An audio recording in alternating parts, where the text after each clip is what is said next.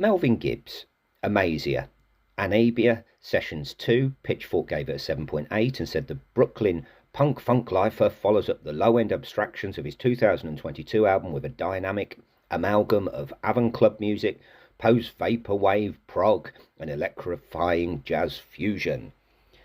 The review's just as confusing as the music. I don't know what I'd call it. Odd, first and foremost, I suppose, but in a good way. Futuristic jazz, maybe. If Aphex twin Miles Davis and Ornette Coleman all got into a room and did a version of Herbie Hancock, it might sound something like this. I like there's a beat to it as well, so there's electronic in there as well. Feels like somebody's just pressing every button or pressing every note that they can in random order, by the sound of things, but strangely enjoyable and very listenable. Not very listenable, just about listenable. There's a certain funk to it. It's a sound that you just want to give him a hug. It must be difficult living in a mind that occupies the music that comes out like that.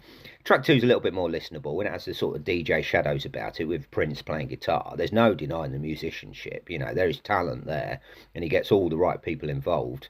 Even though he's doing everything he can to convince you otherwise, he can play. And as I say, hell of a funk. More up-to-date comparison, maybe Flying Lotus, but it's probably more loopy than that.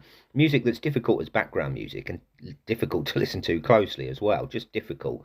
But, seems good for the soul. I think it's improv, can't imagine the notes were written down. There's a sense of humour in there, doesn't take itself too seriously, but it's probably for the deep music fans out there. 99% of the world would turn it off and say, what the hell was that? 16 Dimensions of Underwater Light has the bitches brew about it, as does the album in many places. Not sure I'm coming to terms with it, or it's just becoming more accessible to these ears. There's not an awful lot of variety on the album or in the sound, but that's more than fine by me. It's proper funk, P-funk at times, and an awful lot of power.